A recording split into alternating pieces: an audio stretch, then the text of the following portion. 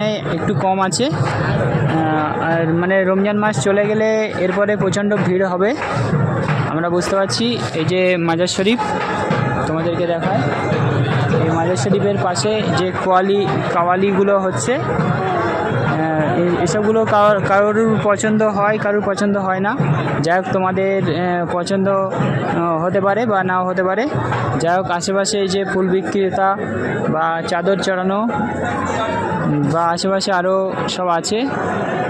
এদিকে এক্ষুনি জুমার নামাজ কিছুক্ষণের মধ্যে শেষ হলো। এখানে জুমার নামাজের পর এখনও এখানে মানুষ সব জমায়েত হয়ে আছে।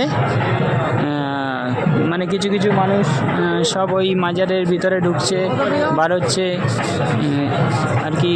যারা জিয়ারাতের উদ্দেশ্য আসে তারাও সব জিয়ারাত করছে, কোনো রকম অসুবিধা নেই। এখানে সিকিউরিটি আছে, পুলিশ আছে, প্রশাসন আছে, পুলিশ প্রশাসন সব রকম ব্যবস্থা আছে।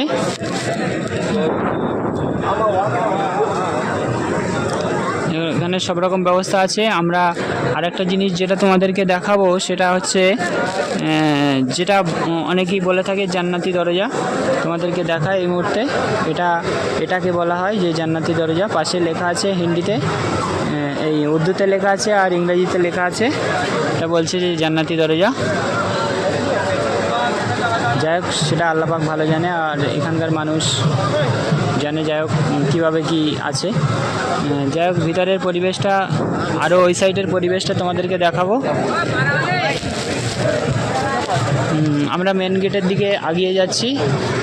আচ্ছা, এদিকে এই যে মাজার শরীফের আশেপাশের যে পরিবেশগুলো,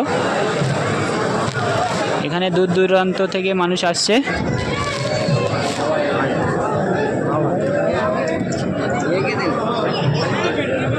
তোমরাও আসো, এখানে ঘুরে যাও মাজার শরীফে। এখানে আসলে একটা বিশাল শান্তিপূর্ণ মনে অনুভূত হয়।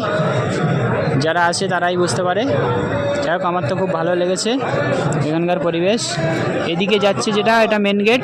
মেন গেটের দিকে এটা বার হওয়ার যে বাইরের যে পথ, এটা মেন গেট এদিকে। আর এখানে অজু করার জন্য পরিষেবা বেশ ভালো, সব রকম ব্যবস্থা আছে। আর খানা যে রান্না করার জন্য ওইদিকে খানা রান্না করার জন্য ব্যবস্থা আছে। ওইদিকে বড় বড় হাঁড়ি, যেগুলো যারা আসে